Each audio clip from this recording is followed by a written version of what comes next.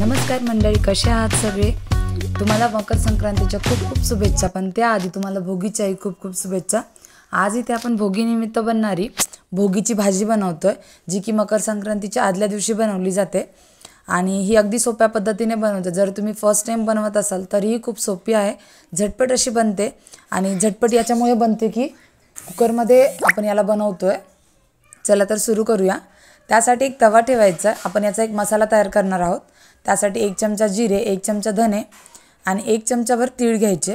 हे छान मीडियम फ्लेमवरती व्यवस्थित भाजून घ्यायचे. एकदम मस्त ब्राऊन करून घ्यायचे हे.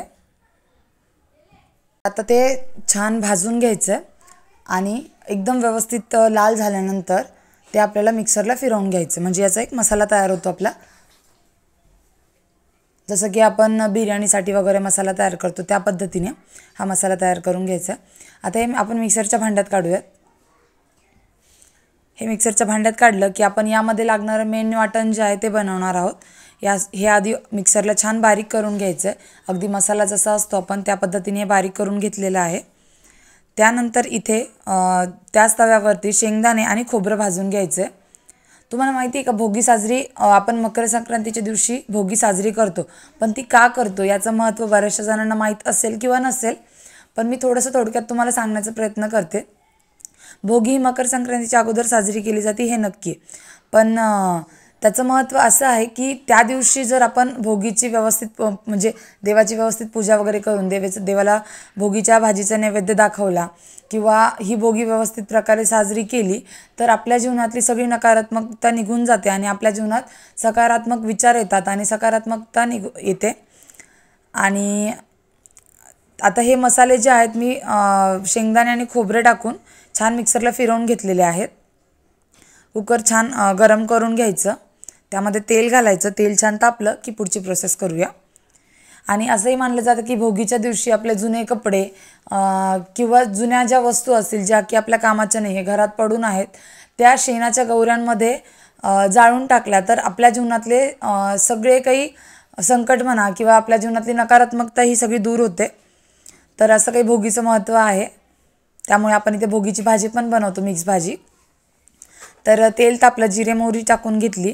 जिरे मोहरी तडतडली की एकदम बारीक चॉप केलेला कांदा यामध्ये घातला आहे. कांदा छान परतला की आपण यामध्ये घालणार आहोत टोमॅटो. टोमॅटोने भाजीला छान कन्सिस्टन्सी आणि कलरही येतो. टोमॅटो पण छान परतून घ्यायचा. अगदी गाळ झाला. ऑलरेडी तो मी चॉपच करून घेतलेला आहे चॉपरला. गाळच झालेला आहे पण छान त्याचा कच्चेपणा निघून जातो. टोमॅटो आंबट लागत नाही अशा पद्धतीने परतून घेतल्यानंतर. आता हे छान परतून झालं आहे. यामध्ये कोरडे मसाले घालूयात. अर्धा चमचाभर हळद घातली. त्यानंतर चवीनुसार लाल तिखट घालायचं. तुम्हाला कितपत तिखट हवं यानुसार घाला. 1 चमचाभर काळा मसाला घालायचा आणि 1 चमचाभर किचन किंग मसाला अर्धा चमचा वापरला आहे. आणि अगदी थोडंसं कांदा लसूण मसाला. तुम्ही जर हे मसाले वापरत नसाल, तुम्ही जे रेग्युलर मसाले वापरतात ते वापरले तरी चालेल. तुम्हाला जे मसाले आवडतात ते घाला. हे छान परतून घ्यायचं.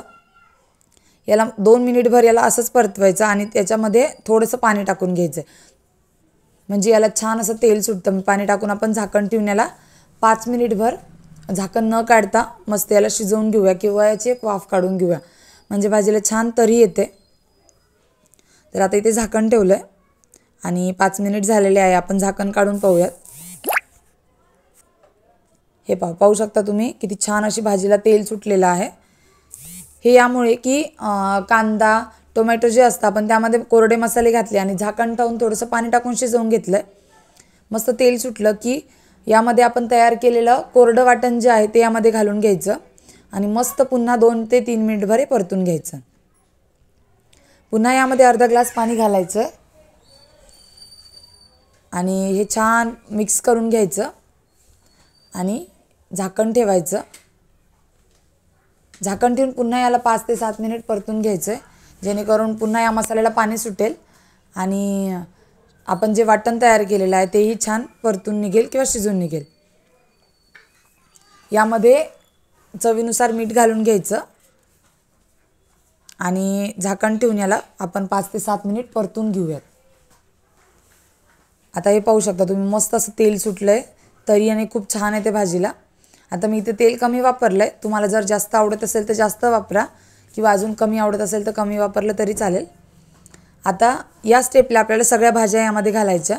मी एक मोठा बटाटा चिरून घेतला होता तो घातला, एक मोठे 2 वांगे अशा पद्धतीने चिरून घालायचे, त्यानंतर थोडेसे वाटाणे, यामध्ये आपले जे हरियाल बूट जे म्हणतात किंवा हरभरे, ओले हरभरे जे असतात ते घालायचे, 2 बोरं घातले, तुम्ही यामध्ये थोडंसं ऊस पण घालू शकता, आणि एक अर्ध गाजर घातले बारीक चिरून, आणि सर्वात महत्त्वाचं म्हणजे तीळ, तर तीळ यामध्ये घालायचे आणि मस्त याला मिक्स करून घ्यायचं। कन्सिस्टन्सी मेंटेन करण्यासाठी लागेल तेवढं पाणी घालायचं। तुम्हाला भाजी कितपत घट्ट किंवा कितपत पातळ हवी आहे यानुसार पाणी घाला, आणि पुन्हा एकदा व्यवस्थित मिक्स करून कुकरची फक्त 1 शिट्टी आपल्याला इथे काढून घ्यायची आहे। कोथिंबीर घालून घेऊया थोडीशी आणि मस्त झाकण लावायचं, आणि कुकरची 1 शिट्टी झाली की गॅस बंद करायचा।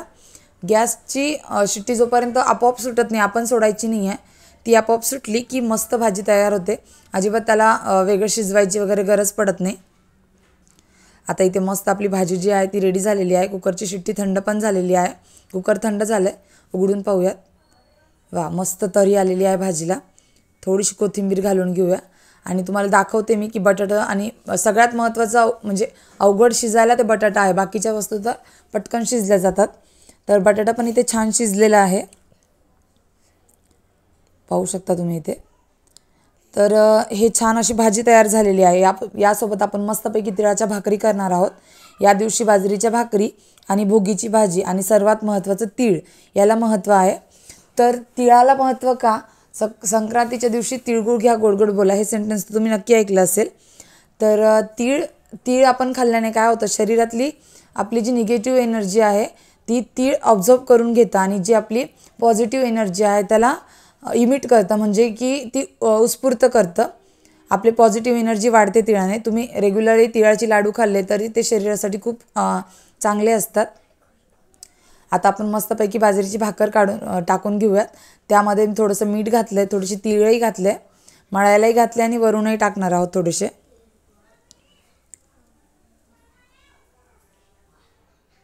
तर आता मस्त एकदम पातळ अशी भाकर टाकून घेऊयात। भाकर टाकताना थोडंसं भाकरीच्या पिठाला जास्त मळायचं, जेणेकरून साईडनं भाकरीला चिरा वगैरे पडत नाही, भेगा पडत नाही, आणि अशा पद्धतीने याला भरपूर असे तीळ लावायचे, खाली पीठ टाकायचं, आणि भाकर अगोदर साईडनं थापायची आणि मग मध्ये थापायची। तर अशा पद्धतीने आपण भाकर इथे रेडी करून घेऊयात, आणि तवा तर अगोदरच तापायला ठेवलेला आहे, ऐन वेळेला तवा तापायला ठेवायचा नाही, तवा अगोदर तापायला ठेवायचा आणि मग भाकर करायला सुरुवात करायची। मस्त तवा तापतो तोपर्यंत, आणि आपला वेळही वेस्ट होत नाही। तर आपली भाकर जी आहे इथे रेडी झालेली आहे। शेवट काय करायचं, फक्त दोन्ही हातांनी भाकर थापायची, म्हणजे मध्ये भाकर जाड राहत नाही, व्यवस्थित थापली जाते, सगळीकडून सारखी भाकर अशी थापून तयार होते। भाकर रेडी आहे, तवा पण तापलेला आहे, भाकर टाकून घेऊयात। तवा एक्स्ट्रा तापवायचा नाही, नाहीतर भाकर व्यवस्थित भाजली जात नाही, अगदी अर्धी कच्ची राहते आणि थोडीशी भाजली जाते, असं होतं, जळाल्यासारखी होते। आता पाणी लावलं की 2 मिनटं जास्त वेळ ठेवायची नाही, नाहीतर भाकरीला खालच्या साईडने भेगा पडतात, लगेच पलटून घ्यायची 2 मिनटात। आणि आता मस्त इथे भाकर पण आपली तिळाची भाकर तयार झालेली आहे। तर मस्त भोगीची भाजी, तिळाची बाजरीची भाकर आणि भात, एकदम मस्त कॉम्बिनेशन आहे। तर आजची रेसिपी तुम्हाला कशी वाटली कमेंटमध्ये नक्की सांगा। चॅनलवर नवीन असाल, रेसिपी आवडली असेल तर चॅनलला प्लीज सबस्क्राईब करा। भेटूया अशाच नेक्स्ट रेसिपीमध्ये।